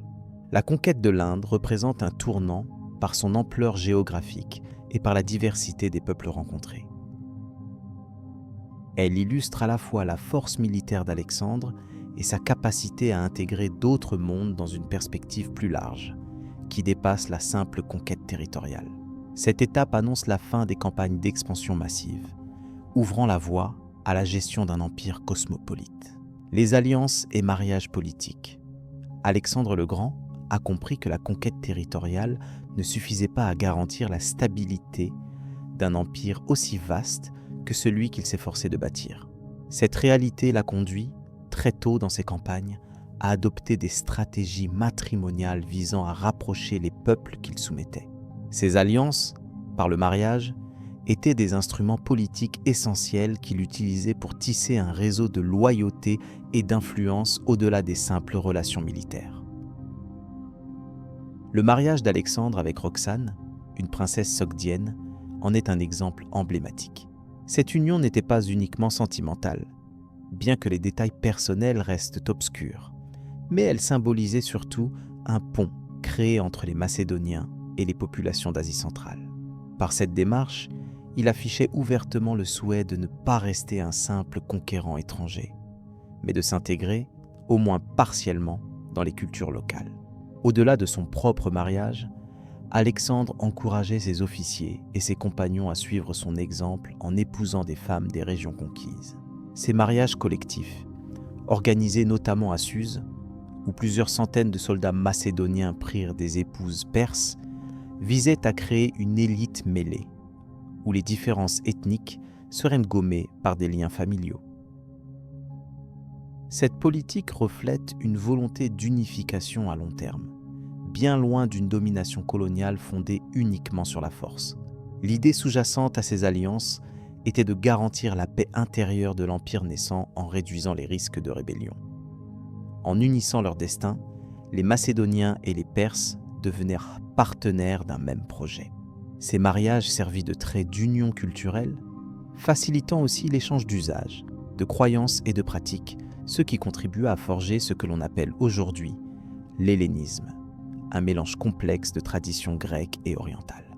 Certains historiens évoquent cependant les limites de cette politique matrimoniale. Si elle a permis une certaine pacification, elle ne fit pas disparaître les tensions entre les différentes composantes de l'Empire. De nombreuses résistances et troubles survécurent, et il fallut encore plusieurs générations pour que la fusion culturelle atteigne un niveau plus profond. Néanmoins, sans ces liens créés par Alexandre, l'effondrement aurait pu survenir beaucoup plus rapidement. La multiplicité des alliances contractées témoigne également de la diversité des territoires sous son contrôle. D'Alexandrie en Égypte jusqu'aux rives de l'Indus, chaque région offrait ses propres défis et nécessitait une approche adaptée. En épousant des princesses ou en favorisant les mariages mixtes, Alexandre pouvait symboliser l'universalité de sa souveraineté et apaiser ainsi les élites locales, souvent soucieuses de préserver leur statut malgré la domination macédonienne. Le mariage avec Statira, fille de Darius III, emprunte au symbolisme fort d'une prise de pouvoir sur la dynastie perse, renforçant la légitimité d'Alexandre auprès des sujets perses. Cette union résonnait comme une appropriation des traditions royales locales, insérant le conquérant dans la continuité du pouvoir plutôt que de rompre radicalement avec celui-ci. Elle souligne aussi le pragmatisme d'Alexandre dans sa quête d'un empire durable. Ces liens matrimoniaux impliquaient aussi des échanges culturels profonds, intégrant parfois des rites et cérémonies propres aux différentes régions. Alexandre lui-même ne refusait pas les coutumes locales, se montrant parfois plus oriental dans ses pratiques, ce qui étonna ses contemporains macédoniens. Cette ouverture était dans la continuité de son projet de fusion des peuples, même si elle provoqua des oppositions au sein de son propre cercle. Les enfants issus de ces unions mixtes symbolisaient pour Alexandre l'avenir de son empire. Il envisageait une génération nouvelle, mêlant du sang macédonien et persan, capable de perpétuer cet équilibre fragile. La politique matrimoniale, dans ce sens, dépassait la simple diplomatie. Elle constituait une stratégie à long terme visant à établir des racines humaines profondes dans les différentes régions contrôlées. Il est important aussi de relever que ces alliances ne se limitaient pas à la sphère impériale directe. Par la mise en relation de familles ou de lignées importantes, elles créaient un réseau complexe de fidélité, de dépendance et d'intérêts partagés. Cette stratégie favorisait la création d'un système de pouvoir où la loyauté personnelle se mêlait à l'appartenance collective. Un mécanisme indispensable à la cohésion du vaste empire. Par ailleurs, l'importance accordée au mariage politique souligne la conscience aiguë qu'avait Alexandre des défis posés par son expansion rapide. Chaque conquête modifiait la composition démographique et politique, rendant la gestion des territoires de plus en plus délicate. Les alliances matrimoniales apportaient un outil adapté pour accompagner ces transformations sociales, en créant des ponts entre les élites et les populations soumises. On peut aussi considérer que la politique matrimoniale servait à diffuser la culture grecque de manière plus naturelle et acceptée. Elle n'imposait pas une domination brutale, mais cherchait à faire circuler les éléments helléniques par les voies du mariage et de la vie familiale. Cette diffusion, plus subtile, favorisa l'émergence d'une civilisation hybride, irriguée par des traditions multiples. Cependant, la réalisation de ce projet fut entravée par des circonstances imprévues et la disparition prématurée d'Alexandre. Sa mort, survenue alors que ses unions politiques étaient encore en formation, fragilisa ces liens. Les successeurs durent faire face à une situation complexe où les mariages qui avaient créé des ponts s'avéraient aussi source de conflits, notamment entre les héritiers des différentes branches. Le bilan de cette stratégie matrimoniale peut être considéré comme une tentative audacieuse de construire un empire intégré, fondé non seulement sur la conquête militaire, mais aussi sur l'union sociale et culturelle. Ce projet, loin d'être achevé, a néanmoins marqué durablement l'histoire en montrant qu'une gouvernance efficace passe par le tissage de liens personnels et collectifs solides. Enfin, l'importance accordée aux alliances et mariages politiques témoigne d'une vision politique originale. Alexandre ne se contenta pas de vaincre ses ennemis. Il chercha à les associer à son destin, à forger une communauté nouvelle issue du métissage des peuples. Cette intention pose les bases d'une réflexion sur le pouvoir et la diplomatie dans un monde multipolaire, riche de diverses identités. Le passage de la conquête à la consolidation implique ainsi une dimension humaine, incarnée notamment par ce choix d'union matrimoniale.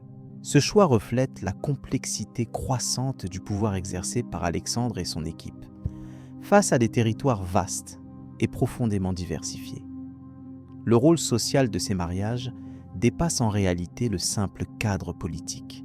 Analyser ces pratiques permet de mieux comprendre les enjeux impériaux antiques. L'histoire d'Alexandre illustre que la stabilité d'un empire ne dépend pas seulement de la puissance des armes, mais aussi de la capacité à créer des liens durables entre groupes différents. Les mariages politiques furent donc une pierre angulaire dans l'édifice fragile de son empire, participant à sa pérennité initiale. La stratégie matrimoniale déployée se manifeste également dans la manière dont Alexandre envisage la royauté. Il ne veut plus être un conquérant isolé, mais plutôt un roi universel. En mêlant successivement son sang avec celui des familles royales d'Orient, il tend à s'inscrire dans la tradition locale tout en imposant son autorité. C'est un geste politique fort, avec des implications profondes. Il convient aussi de noter que la démarche d'Alexandre reflète des influences multiples, depuis la tradition macédonienne jusqu'aux coutumes orientales. Ce mélange d'approches illustre un projet politique original et en avance sur son temps, où les frontières culturelles s'effacent au profit d'une identité composite. Le mariage devient ainsi un instrument central pour la construction de cet empire hybride. Au final, ces unions matrimoniales ne furent pas de simples prestations symboliques, mais elles portaient en elles tout un programme politique. Ce programme visait à créer un tissu social commun, à travers lequel s'exprimaient les espoirs et les tensions d'un empire en pleine expansion. Loin d'être accessoires, ces alliances illustrent la complexité des processus impériaux. La succession d'Alexandre montra toutefois que ce projet nécessitait encore du temps pour s'affirmer pleinement. Les conflits internes et divisions qui suivirent la mort du souverain soulignent la difficulté à maintenir cette fusion des peuples sur le long terme. Néanmoins, l'héritage de ces mariages traversa les siècles, en inspirant de nombreuses dynasties ultérieures. Cette approche unique de l'unification politique par le mariage influença aussi d'autres grands empires, où le mariage devenait un outil incontournable de la diplomatie. Elle illustre la conscience d'Alexandre du lien intime entre pouvoir, famille et société. Son empire, éphémère mais légendaire, repose en partie sur cet équilibre délicat. On perçoit chez lui une volonté de dépasser les antagonismes nationaux pour imaginer un corps collectif où se mêlent traditions grecques, perses, bactriennes et autres. Cette construction politique est une œuvre complexe dont les mariages sont les maillons essentiels. Sans ces alliances, l'Empire aurait peut-être été simplement une conquête sans futur durable. Cette expérience historique invite à réfléchir sur le rôle des relations interpersonnelles dans la formation des grandes entités politiques. Alexandre, conscient de cette dimension, utilisa le mariage comme un levier pour promouvoir la paix et la coopération entre les différents groupes. Ainsi, à travers ses mariages et ceux de ses proches, il posa les bases d'une nouvelle réalité politique. Il est également pertinent de considérer les effets culturels indirects de ces alliances. Elles favorisèrent la diffusion de la langue grecque, des arts, des savoirs, mais aussi la rencontre des idées et des croyances religieuses. Ce brassage contribua à l'émergence d'une civilisation riche et variée qui débordait les frontières de l'Empire lui-même. Le choix des partenaires matrimoniaux n'était pas laissé au hasard. Il reflétait des choix stricts visant à renforcer l'autorité dans des zones clés. La sélection attentive des épouses, par Alexandre et ses conseillers, renforçait la stabilité politique locale, en intégrant des acteurs influents dans le jeu impérial. Ce travail patient soutenait la logique d'ensemble du pouvoir centralisé. Dans ce contexte, les mariages politiques apparaissent comme des instruments de soft power, modulant les relations entre dominants et dominés. Leur fonction dépassait souvent la sphère privée pour s'imposer comme un élément déterminant de la géopolitique antique. Ils révèlent une dimension stratégique raffinée dans la gouvernance d'un immense territoire. Cet ensemble de pratiques illustre enfin la complexité du règne d'Alexandre le Grand. Derrière l'image du conquérant se dessine celle d'un chef d'État aux méthodes multiples, combinant force militaire, diplomatie subtile et gestion sociale. Ces mariages politiques furent un outil de cette politique globale, intégrant les différentes dimensions du pouvoir. Ainsi, en analysant ces alliances, on perçoit que l'Empire macédonien n'était pas seulement une union forcée par les armes, mais une tentative ambitieuse de créer un espace commun à travers des liens personnels et familiaux. Ce projet, bien que fragile, porta en lui les germes d'une nouvelle ère politique et culturelle, marquant durablement l'histoire antique. Cette démarche s'inscrit dans une volonté explicite de dépasser les divisions ethniques en promouvant un modèle d'intégration basé sur le partage et le métissage. Alexandre le Grand ne se contenta pas d'unifier par la puissance. Il chercha à faire de son empire un espace où les différents peuples pourraient coexister, au moins en partie par des liens humains concrets. La dissolution progressive de cet empire après sa mort ne remet pas en cause l'importance ni la pertinence de cette politique matrimoniale.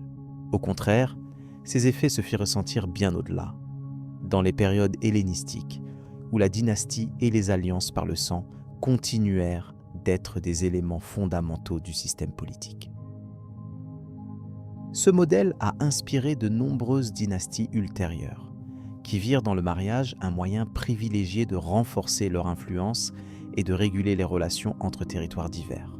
L'expérience d'Alexandre rappelle ainsi que les processus de construction politique sont souvent fondés sur des choix sociaux précis, de nature humaniste et pragmatique.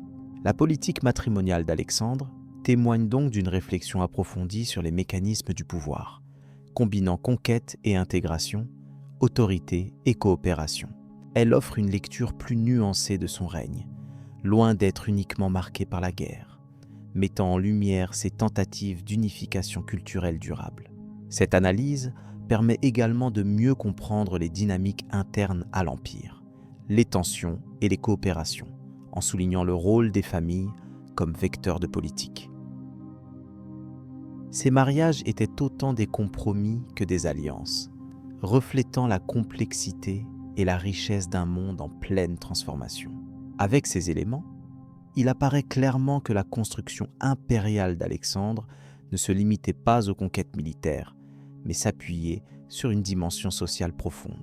Le mariage politique fut un des fondements invisibles mais indispensables à l'équilibre fragile de son royaume tentaculaire. C'est dans cette logique que se poursuivent les complexités de son héritage, notamment dans la gestion des mariages et des alliances après sa disparition.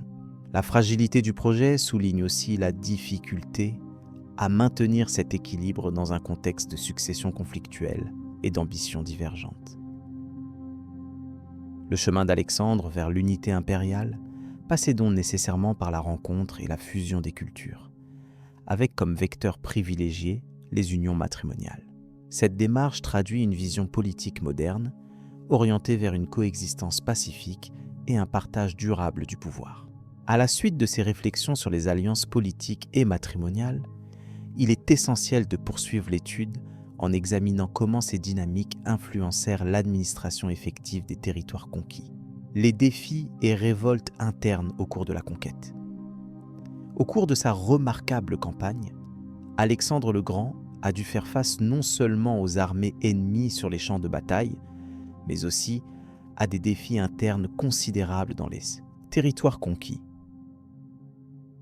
Ces régions, souvent éloignées de la Macédoine et des centres de son pouvoir, ne furent pas toujours accueillantes à sa souveraineté nouvelle. Des révoltes éclatèrent périodiquement, révélant des tensions profondes liées à la diversité culturelle, aux traditions locales, ainsi qu'aux modes de gouvernance imposés par le conquérant. Dans ces vastes espaces où cohabitaient différentes populations, la fidélité à Alexandre n'allait pas de soi. Les habitants, attachés à leurs coutumes et à leurs élites, ressentaient parfois la présence macédonienne comme une occupation étrangère.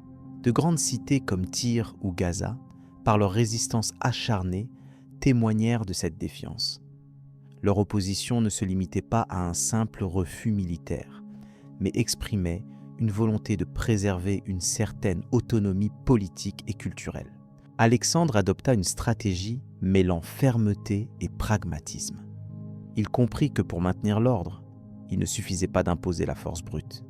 Il fallut organiser une administration capable d'assurer la cohésion des territoires. Cette administration s'appuyait souvent sur les élites locales, intégrées dans un système plus vaste. En ce sens, le roi macédonien chercha à combiner les systèmes de gouvernance, respectant certains usages locaux tout en introduisant des institutions propres à son empire.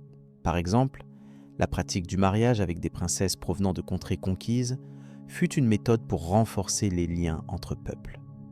Alexandre lui-même épousa Roxane, issue de la région de Bactriane, symbolisant ainsi une volonté d'union. Cette politique matrimoniale fut accompagnée par une certaine incitation envers ses soldats à faire de même, facilitant la fusion des cultures et la création d'une élite hybride. Cependant, ces mesures ne furent pas toujours couronnées de succès. Plusieurs révoltes sporadiques éclatèrent en Perse, en Babylonie et dans d'autres provinces éloignées. Elles devaient être rapidement maîtrisées pour éviter un effet domino susceptible d'affaiblir la cohésion impériale. Dans ce cadre, l'armée macédonienne, véritable colonne vertébrale du pouvoir, joua un rôle crucial, non seulement contre les ennemis extérieurs, mais également contre les soulèvements internes. Il est important de noter que ces mouvements de révolte ne se limitaient pas à une contestation militaire. Ils pouvaient aussi refléter des conflits sociaux, liés à la redistribution des terres, à la perception du pouvoir central et aux conditions de vie des populations. Dans plusieurs cas, la résistance exprimait un refus des nouvelles formes d'imposition ou des changements de statut des anciens dirigeants. Cela témoigne de la complexité des problématiques rencontrées par Alexandre dans son entreprise d'unification. Le contrôle de ces vastes régions passa également par le maintien d'une présence militaire constante.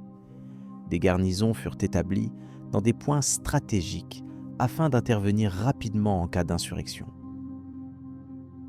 Mais l'éloignement géographique, la difficulté des communications, ainsi que la fatigue des troupes, qui avaient déjà parcouru des distances immenses, compliquèrent cette tâche.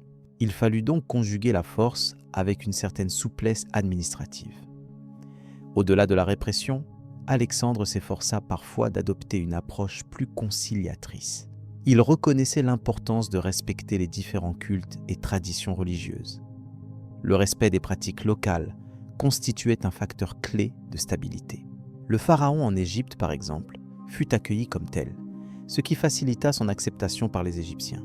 Cette politique religieuse contribua à diffuser une image d'Alexandre non seulement comme conquérant, mais également comme souverain légitime. La question de la succession s'imposa également au cours de ses conquêtes. Alexandre n'avait pas d'héritier clairement désigné, ce qui engendra des tensions au sein même de son entourage et auprès des élites régionales. Les révoltes pouvaient parfois être alimentées par des factions cherchant à prendre le pouvoir ou à obtenir une plus grande autonomie. Ce contexte aggrava la fragilité politique dans certaines provinces. Malgré ces défis, les conquêtes d'Alexandre réorganisèrent durablement la géopolitique antique. Son empire, bien que éphémère après sa mort, laissa un héritage profond en favorisant la diffusion des idées, des cultures et en transformant la structure même du pouvoir. Les révoltes internes, loin de n'être que des obstacles, servirent aussi à définir les limites et la nature du contrôle impérial. Le processus d'intégration des différents peuples fut aussi un apprentissage pour le monde antique. Il révéla les complexités inhérentes à la construction d'un vaste empire composé d'éléments très divers. Les méthodes employées par Alexandre permirent d'établir un équilibre fragile entre domination et accommodation, consentement et contrainte. Cette tension constante caractérisa toute la période de ses conquêtes. En définitive, les révoltes internes furent autant des défis que des révélateurs des transformations profondes en cours. Elles mirent en lumière les difficultés à concilier centralisation et diversité culturelle. Alexandre sut tirer parti de ces tensions pour ajuster sa politique à chaque territoire, évitant ainsi l'effondrement prématuré de son empire. Il faut souligner la capacité du conquérant à implémenter des solutions pragmatiques face à la complexité des situations rencontrées. L'étude de ces résistances éclaire aussi la nature du pouvoir macédonien qui, bien qu'issu d'une victoire militaire, se devait d'intégrer des composantes très variées. Cette diversité culturelle représentait un défi constant pour l'efficacité administrative et la stabilité politique de l'Empire. Elle obligea à une innovation dans la gestion des territoires et à une flexibilité dans la relation entre centre et périphérie.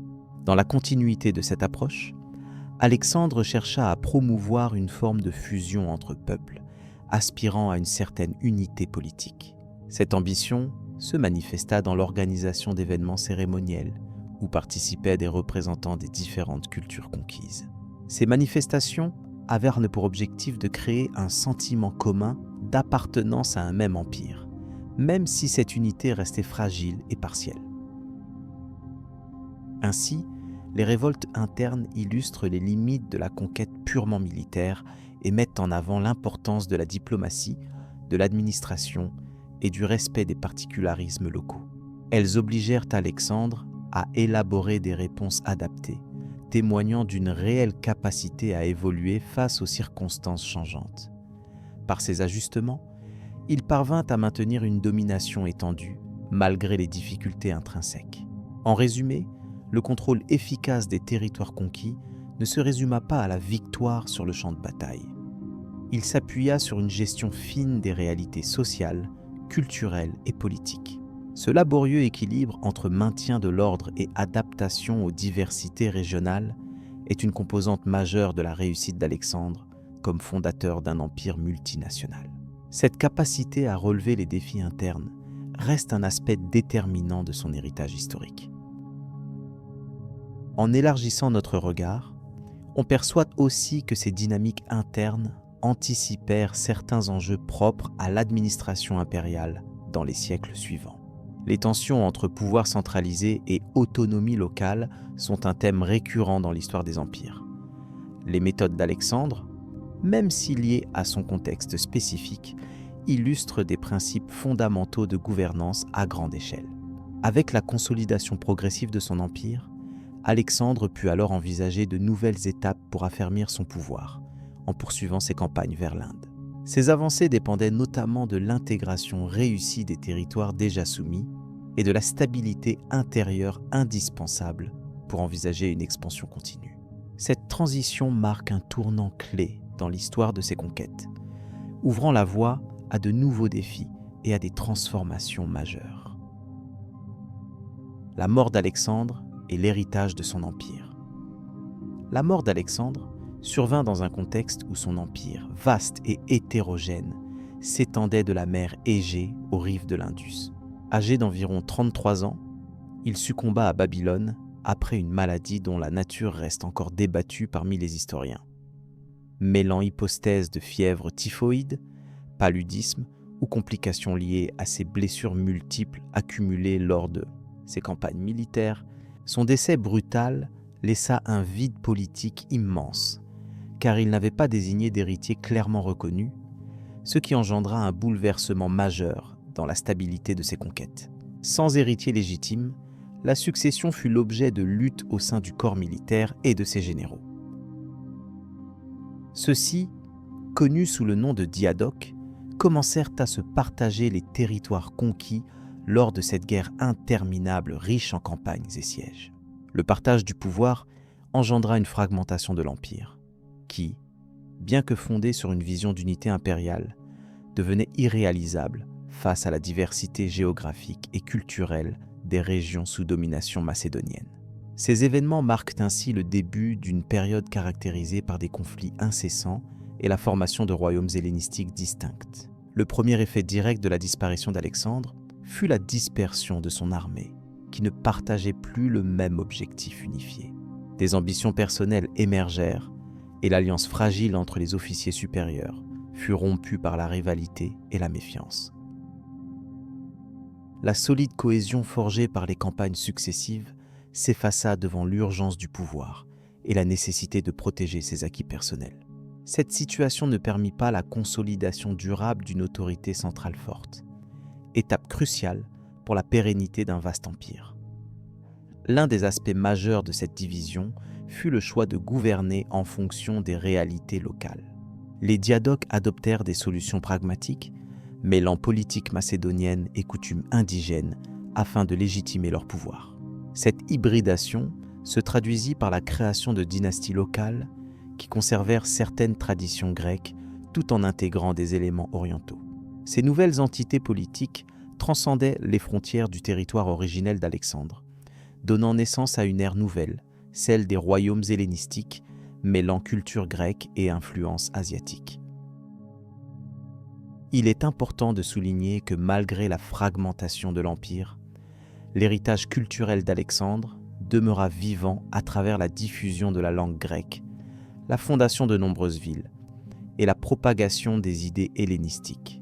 Sa politique d'intégration, notamment via le mariage avec des princesses locales et l'adoption de certaines coutumes orientales, instaura une dynamique interculturelle encore perceptible dans les siècles suivants. Cet échange favorisa l'évolution de la pensée, des arts et de la science dans des régions auparavant peu connectées entre elles. Les conséquences politiques immédiates furent donc contrastées. D'un côté, l'absence d'un successeur unique provoqua un effacement provisoire de l'unité impériale. De l'autre, la division en royaumes distincts offrit aux territoires conquis une certaine autonomie, ce qui permit l'épanouissement de cultures hybrides et une redéfinition des systèmes de pouvoir. Ces fils spirituels et politiques d'Alexandre instaurèrent des relations diplomatiques, des alliances et des rivalités qui façonnèrent durablement le paysage géopolitique de la Méditerranée orientale et de l'Asie occidentale. Par ailleurs, l'organisation administrative mise en place par Alexandre pour gouverner son empire fut remise en question. Chaque successeur adapta ses structures à ses besoins et contextes locaux, ce qui entraîna une diversité importante des modèles de gouvernance. L'efficacité du système d'administration centralisée, reposant sur une armée bien disciplinée et des fonctionnaires fidèles, ne put être maintenu durablement sans un chef charismatique et une volonté d'unité commune. La disparition du roi marqua donc la fin d'un projet politique unique et la montée en puissance de dynasties rivales. La légende d'Alexandre, alimentée dès son vivant, connut une postérité exceptionnelle. Symbole de conquérant universel et de héros antiques, sa figure fut magnifiée par les historiens, les écrivains et les philosophes des siècles suivants. Cette mythification participa à la cohésion idéologique des royaumes hellénistiques, qui cherchaient à s'inscrire dans une continuité prestigieuse.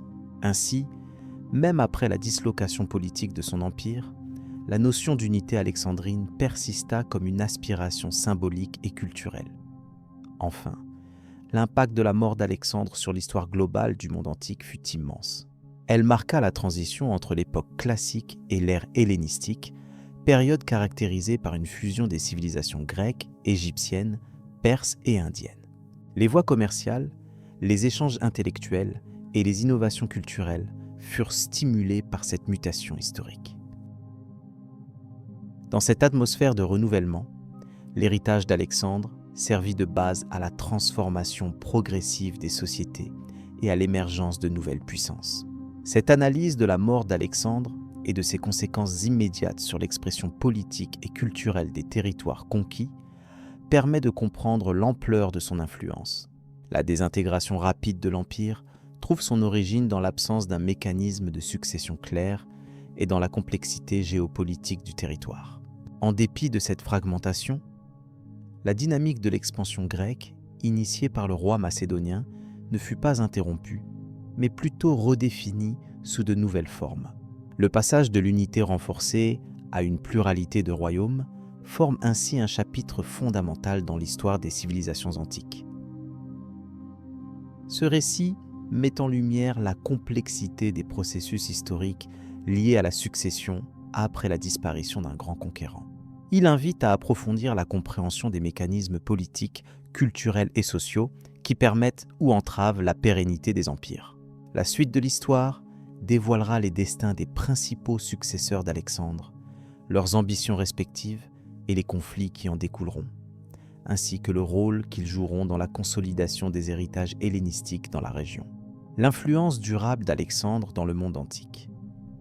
L'histoire d'Alexandre macédonien s'inscrit comme un moment clé de la transformation du monde antique. Sa jeunesse, marquée par une éducation soignée sous la tutelle d'Aristote, fut le prélude à une ambition vaste et profonde. À la mort de son père, Philippe II, il hérita d'un royaume déjà puissant, mais il ne se contenta pas de consolider ce qui lui était transmis. Son objectif fut de créer un empire qui dépasserait les frontières traditionnelles de la Grèce et du monde connu à son époque. Son ascension politique fut rapide et rigoureuse. Dès son accession au pouvoir, il entreprit de pacifier les cités grecques souvent en conflit entre elles, imposant une unité fragile mais suffisante pour lancer de grandes campagnes militaires. Le premier grand défi fut la conquête de la Perse, puissance majeure alors, réputée pour sa richesse et son étendue géographique.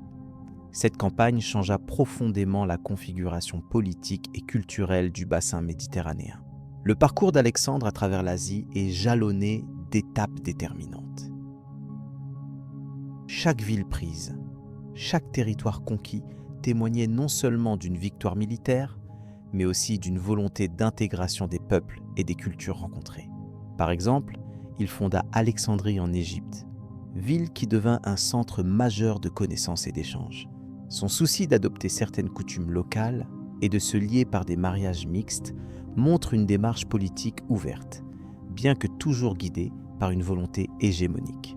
Les batailles les plus célèbres, telles que celles d'Issos et de Gaugamel, illustrent la supériorité tactique d'Alexandre. Sa maîtrise de la phalange macédonienne, combinée à l'utilisation stratégique de la cavalerie, permirent de défaire des armées numériquement supérieures. Ces victoires assurèrent la chute de l'Empire perse, marquant un tournant dans l'histoire antique. Elles furent suivies d'une avancée encore plus impressionnante vers l'Inde, repoussant les limites connues jusque-là.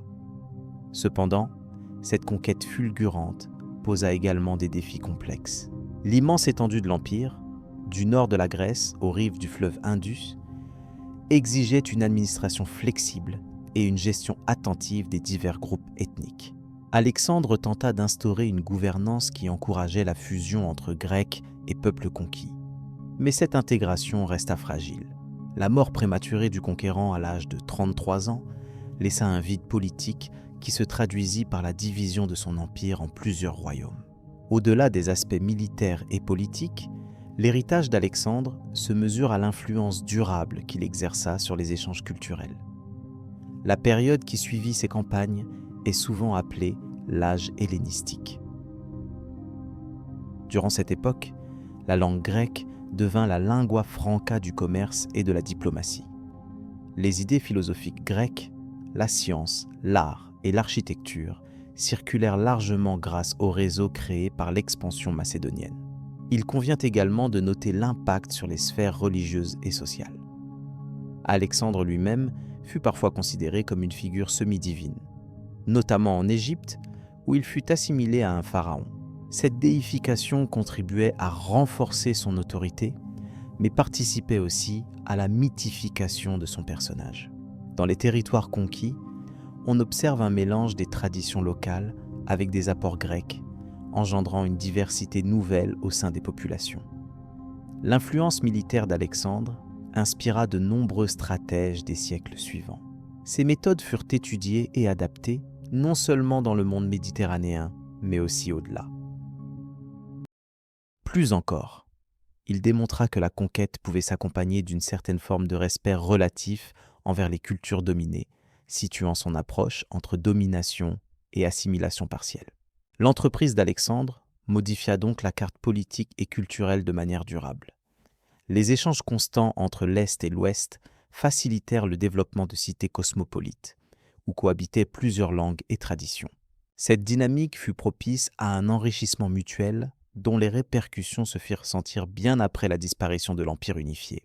En résumé, le parcours d'Alexandre Macédonien révèle une tension permanente entre conquête militaire et tentative d'unification culturelle.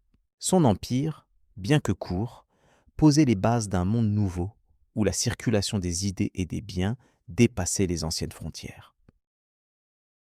Cette transformation essentielle eut un effet profond sur l'évolution des sociétés antiques et conditionna en partie l'histoire politique des régions concernées lors des siècles suivants.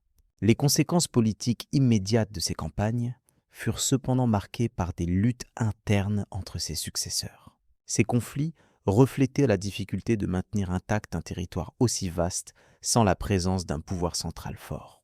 Les royaumes hellénistiques qui émergèrent continuèrent néanmoins à porter l'héritage d'Alexandre dans leur structure de pouvoir et leurs ambitions territoriales. D'autre part, il est intéressant de constater que les récits entourant Alexandre ont contribué à forger une image complexe, mêlant réalité historique et légende. Divers auteurs antiques et mythes subséquents ont amplifié ses exploits et son image, participant à la construction d'un modèle de souverain conquérant, depuis lors souvent évoqué dans la culture occidentale. Le contexte historique de la période illustre aussi les changements profonds liés aux échanges économiques. Le commerce surpassait désormais les limites régionales grâce à l'ouverture de voies terrestres et maritimes, sécurisées par l'Empire macédonien. Cette ouverture soutenait la diffusion des marchandises, mais aussi des savoirs entre différentes civilisations. La fusion entre Grecs et Orientaux ne fut pas immédiate ni totale, mais le processus imposé par Alexandre encourageait l'idée de cohabitation et d'interaction pacifique. On observe dans les vestiges archéologiques un mélange des styles artistiques, architecturaux et religieux qui témoignent d'une hybridation culturelle unique à cette époque. Enfin, l'héritage d'Alexandre dans le domaine militaire influença non seulement les techniques, mais aussi la manière de concevoir un commandement. Son sens du timing, sa capacité à motiver ses troupes et à innover sur le terrain continuèrent à être des références pour les générations suivantes. La mort prématurée d'Alexandre ouvre une transition vers un monde en recomposition. Sa disparition pose la question de la pérennité d'un empire fondé sur l'ambition personnelle d'un seul homme. Les épisodes qui suivent montre que son héritage, bien que fragmenté, perdure à travers des dynasties qui prolongent ses idées et stratégies. Cette analyse finale révèle que l'importance d'Alexandre Macédonien ne réside pas uniquement dans ses conquêtes terrestres, mais dans les transformations durables qu'il initia sur les plans politiques, culturels et militaires. Son empire fut un catalyseur essentiel de l'évolution du monde antique et de la diffusion des cultures à une échelle sans précédent. L'attention portée tant à l'unification qu'à la diversité des peuples conquis témoigne d'une ambition politique singulière. Le pont entre la Grèce classique et les civilisations orientales nourrit encore aujourd'hui la compréhension des dynamiques historiques entre Occident et Orient.